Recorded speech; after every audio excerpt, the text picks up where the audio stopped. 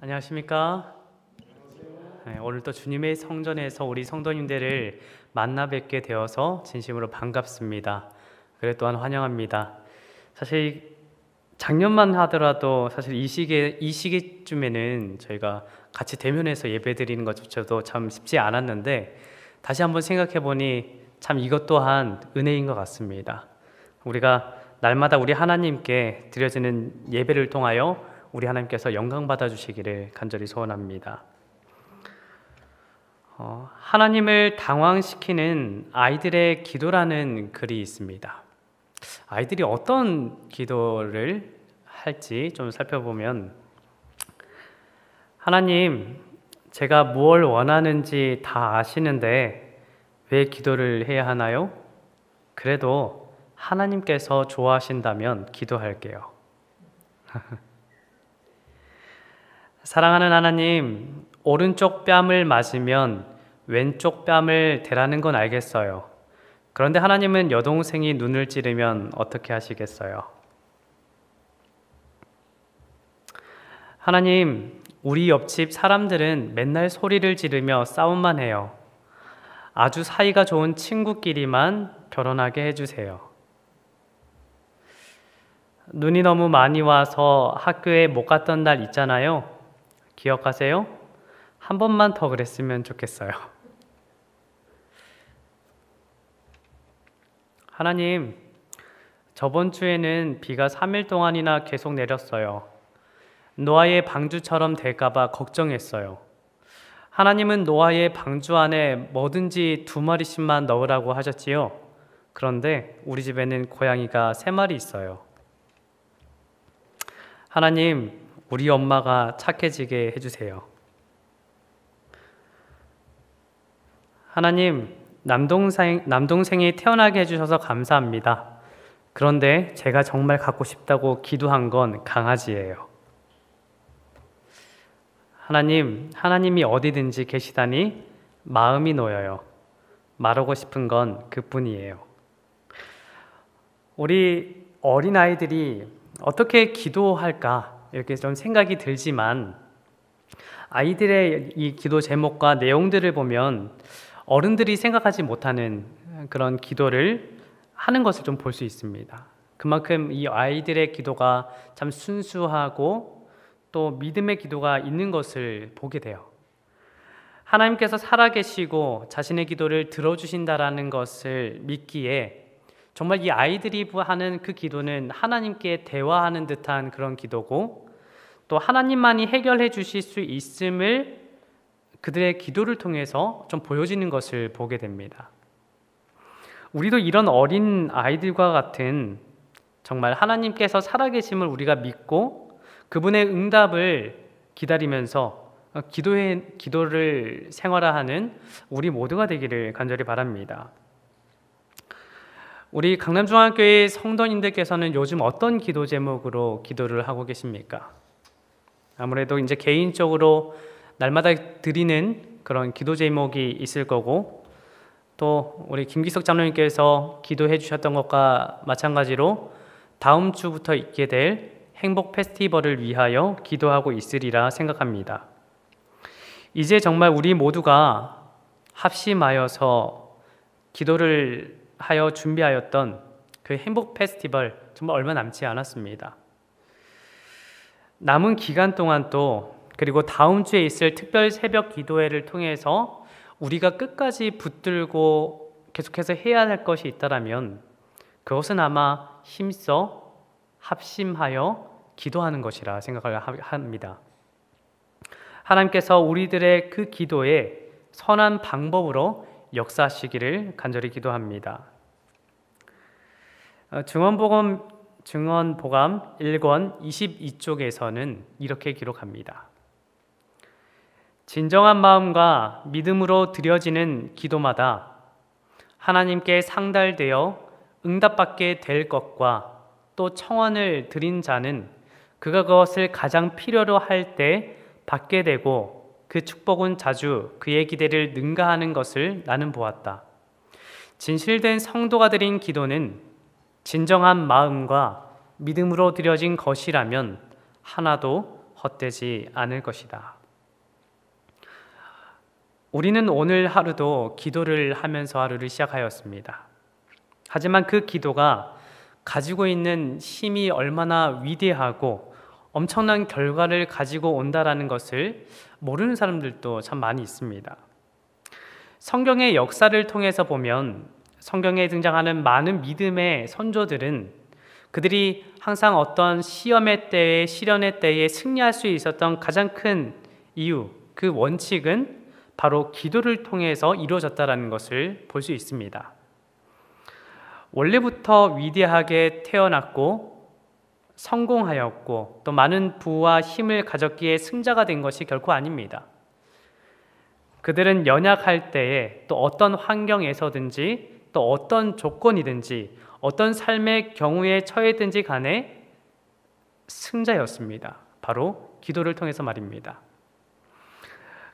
우리도 믿음의 그 선조들을 따라서 그렇게 기도해야 할 것입니다. 마태복음 26장 41절에서 예수님께서 이렇게 말씀하셨습니다. 시험에 들지 않게 깨어 기도하라. 마음에는 원이로되 육신이 약하도다 하시고, 예수님께서는 우리들에게 마음에는 원이로되 육신이 약하기 때문에 오히려 더욱더 깨어 기도하라 라고 말씀하십니다. 그리고 예수님께서는 자신의 어떤 생애를 통해서 그 모본을 보여주십니다. 예수님께서는 기도를 통해서 승리를 거두셨습니다. 그러나 예수님께서 승리를 거두신 것은 단 한 번에 이루어진 것이 아니라 어릴 적부터 정말 기도를 통해서 계속해서 기도로 나아갔기 때문에 어떠한 난관, 어떠한 시험이 다가오더라도 승리를 할 수 있었던 것입니다. 우리도 예수님처럼 그렇게 할 수 있습니다. 실물교훈 149쪽에 보시면 이렇게 기록합니다. 그리스도의 생애는 사람이 신성에 참여할 때 어떠한 일을 할 수 있는지를 보여준다. 그리스도께서 하나님께로부터 받은 것을 우리도 받을 수 있다. 그러므로 그것을 구하고 받으라. 야곱과 같은 견인불발의 믿음과 엘리야와 같은 백절불굴의 정신으로 하나님께서 약속하신 모든 것을 간구하라. 사단은 우리를 넘어뜨리기 위해서 호심탐탐 노리고 있습니다. 우리가 우리 스스로의 힘을 과시하게 될 때, 우리가 하나님을 의지하지 않게 될 때 사탄은 분명히 우리를 넘어뜨리게 될 것입니다. 준비하지 않으면 넘어질 수밖에 없습니다. 기도하지 않으면 실패할 수밖에 없어요. 기도하지 않으면 승리할 수 없고 기도하면 실패할 수 없게 됩니다. 우리는 절대 그 기도의 힘을 과소평가해서는 안 되는 것이죠.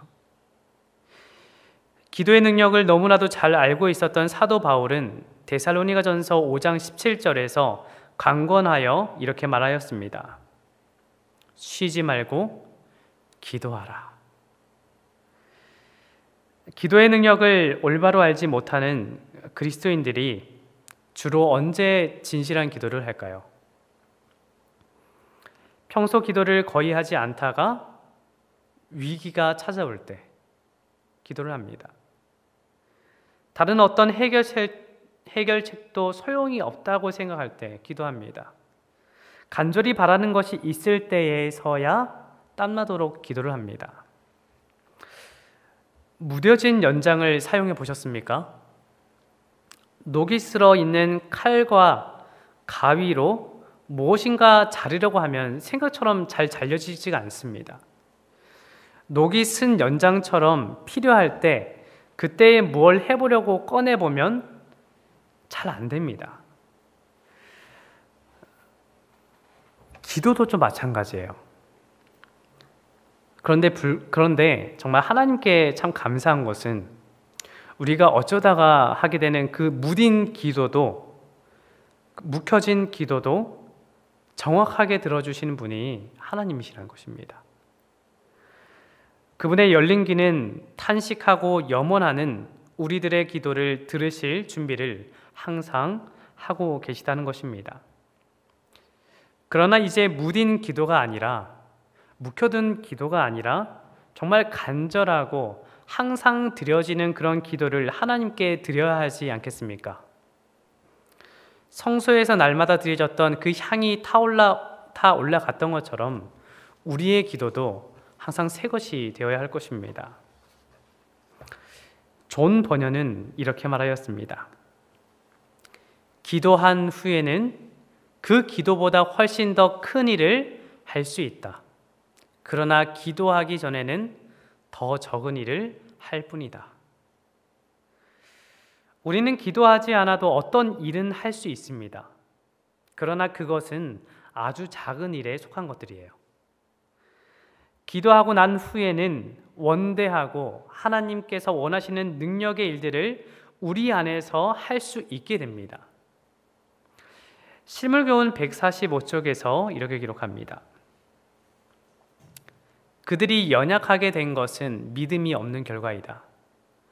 그들은 하나님께서 저희를 위하여 하실 수 있는 것을 믿는 것보다 저희 자신이 할 수 있는 것을 더 많이 믿는다. 그들은 계획하고 고안하지만 기도는 별로 하지 않는다. 그들은 참으로 하나님을 의지하지 않는다. 그들은 믿음이 있다고 생각하지만 그것은 일시적인 충동에 지나지 않는다. 그들은 자신의 필요가 무엇인지를 알지 못하고 하나님께서 주기를 기뻐하신다는 사실도 깨닫지 못하기 때문에 저희의 구하는 바를 끈기 있게 구하지 않는다. 이어서 146쪽입니다. 그대가 성공하게 된다면 그것은 현재 그대에게 있는 재능이나 앞으로 있게 될 재능 때문이 아니다. 그것은 주께서 그대를 위하여 어떻게 하실 것인가에 달려있다. 우리는 사람이 이룰 수 있는 것에 대해서는 훨씬 적게 믿고 하나님께서 모든 믿는 자를 위하여 하실 수 있는 것에 대해서는 더욱 큰 확신을 가질 필요가 있다. 그 확신을 갖게 되는 우리 모두가 되기를 바랍니다. 제가 천면선교사 훈련하고 있을 때 지금 현재는 부가태 지회장님이신 그 김시영 목사님께서 기도 주간에 하셨던 말씀 가운데 제가 정말 기억나는 것 단 하나가 있는데요. 그게 무엇이냐면 이것입니다. Little prayer, little power. More prayer, more power. 적은 기도는 적은 능력을 가져올 수밖에 없습니다. 그러나 많은 기도는 많은 능력을 우리에게 가져옵니다. 우리가 할 수 있는 일이 있지만 주님의 사업은 기도 없이는 이룰 수 없는 큰 일들입니다. 예수님께서는 마태복음 5장에서 너희는 세상의 빛이라고 말씀하셨습니다. 전구가 빛을 내기 위해서 필요한 것이 무엇입니까? 전기를 받을 수 있도록 꽂혀 있어야 되잖아요. 전기를 받아야 합니다. 그렇지 않다면 빛을 낼 수가 없습니다. 우리는 전구가 될 수는 있지만 스스로 빛을 낼 수는 없습니다. 우리가 주님께 붙어 있고 그분을 의지하게 될 때, 우리가 그분께 기도하게 될 때 우리는 세상에 빛을 드러낼 수 있게 되는 것입니다. 오늘 우리가 하나님께 전혀 연결되지 않은 신앙의 삶 속에서 하나님께 왜 우리에게 능력이 없습니까? 라고 탄원하는 것이 아니라 오늘 내 믿음의 장치가 하나님의 플러그에 제대로 연결되어 있는지, 그래서 전기라는 능력을 받고 있는지 생각해 봐야 하는 것입니다. 끊어져 있다면, 연결되어 있지 않다면, 그것이 우리들의 삶 속에 정확하게 꽂혀 있지 않다면 재정비해서 그 하나님의 영적인 그 근원에 우리가 연결될 수 있게 되기를 간절히 바랍니다. 우리가 실수와 실패를 거듭하여 죄를 짓게 되는 것이 무엇으로부터 시작합니까?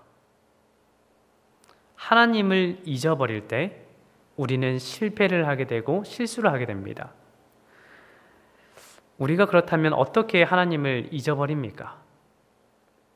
비록 교회를 잘 나온다고 할지라도 우리가 스스로 기도하지 않을 때 우리는 하나님을 잊어버리게 됩니다.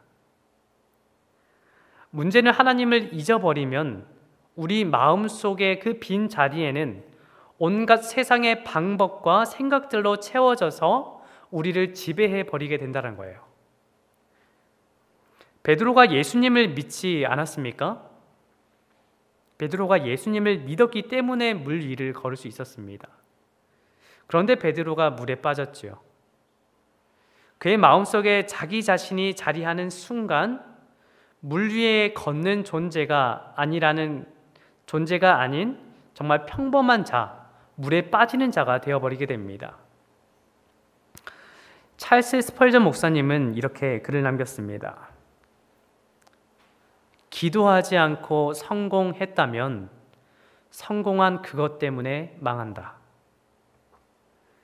우리가 그리스도인으로 살아가면서 절대로 자랑하지 말아야 할 것이 있다면 기도하지 않고 성공하는 것입니다. 교회가 기도하지 않고 성도가 기도하지 않고 이 교회가 연합하여 하나님의 제단을 붙들지 않는데도 교회가 부흥하고 발전한다라면 그 부흥은 거짓된 것이 되는 것이죠. 우리의 영적인 노력이 없는데도 채워진다면 그 채워짐이 누가 주는 채워짐인 것인지를 생각해보고 그것이 우리들에게 어떤 의미를 가져오는지를 또 한번 생각해 보아야 할 것입니다. 교회가 부흥하고 성도들의 가정이 발전하고 대단한 일을 하고 있을 때에 우리가 더 낮아짐이 없고 무릎 꿇음이 없는데도 부흥이 된다면 그 부흥으로 우리는 영적으로 무너질 수밖에 없다라는 사실을 기억해야 합니다. 이런 생각이 우리 가운데 자리하지 않게 되기를 바랍니다. 기도하지 않아도 되더라. 야고보서 5장 16절에 있는 말씀입니다.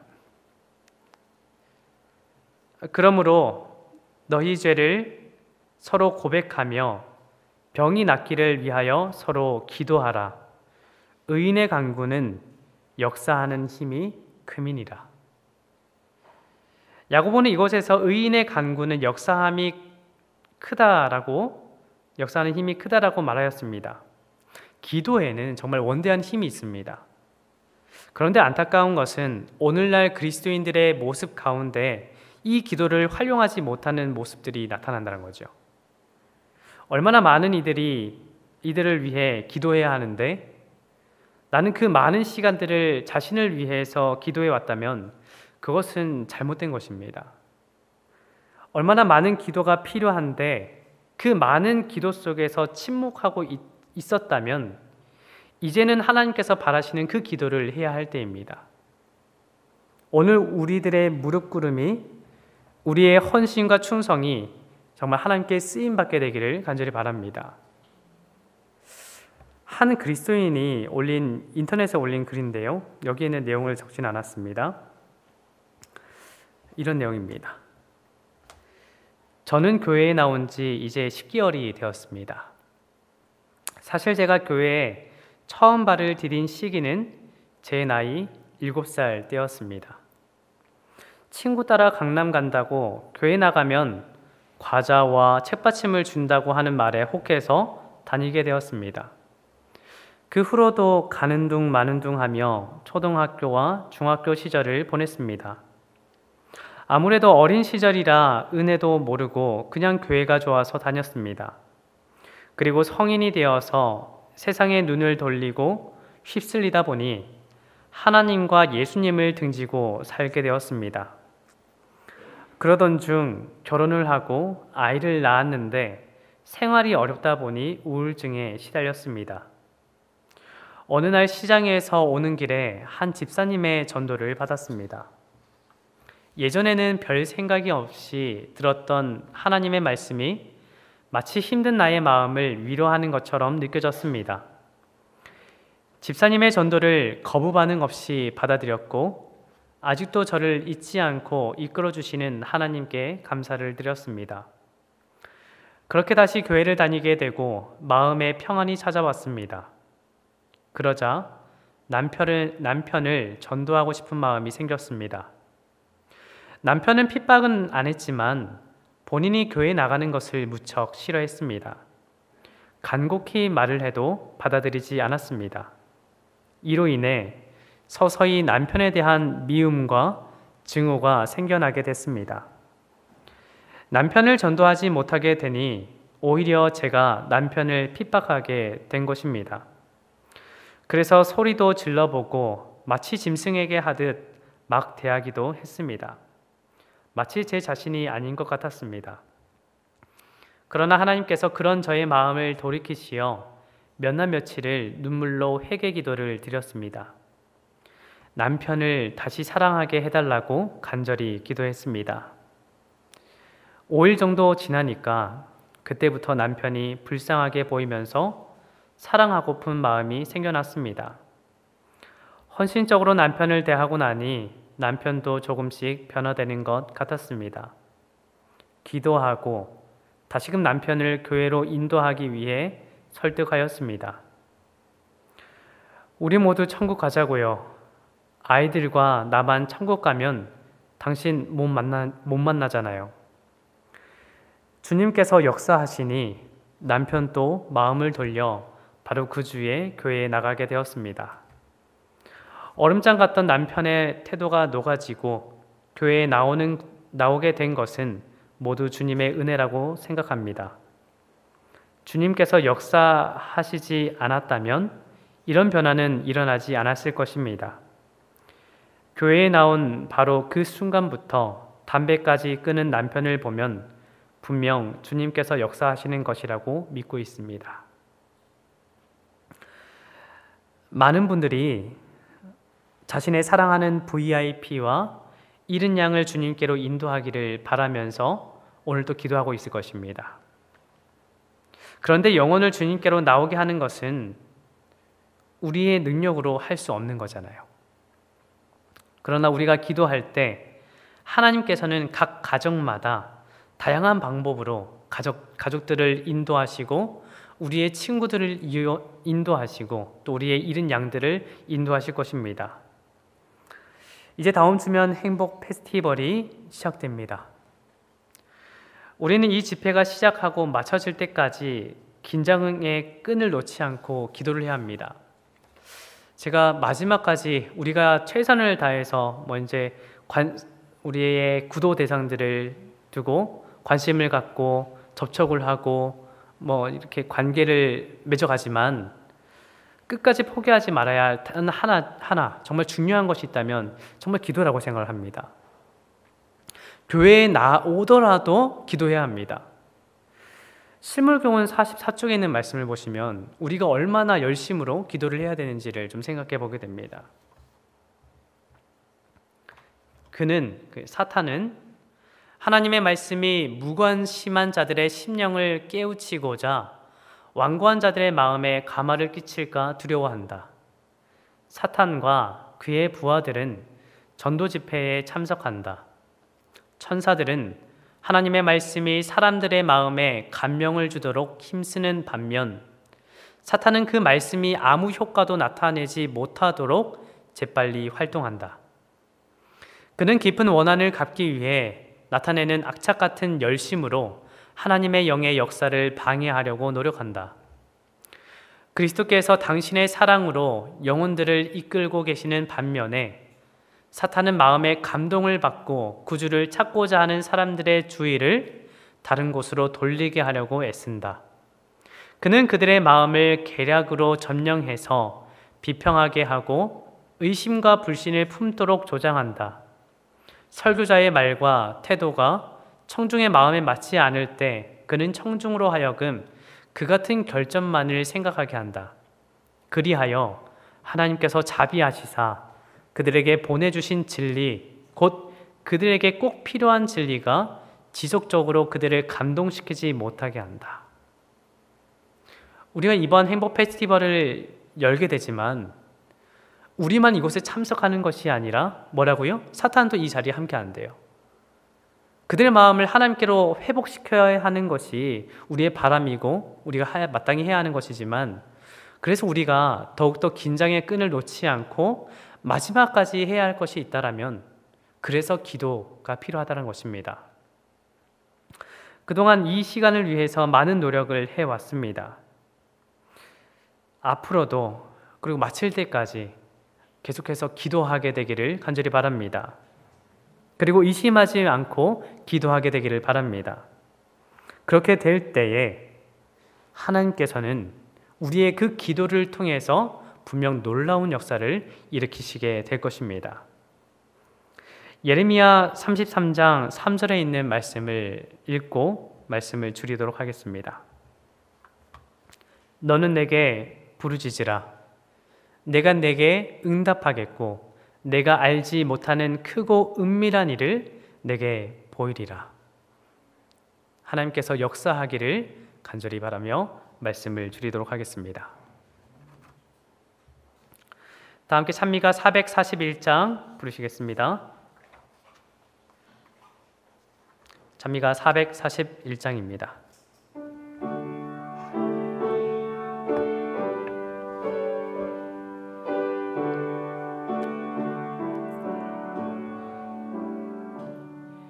이 복된 기도 시간에 이 세상 걱정 버리고 내 진정 소원 주 앞에 낱낱이 바로 고하네.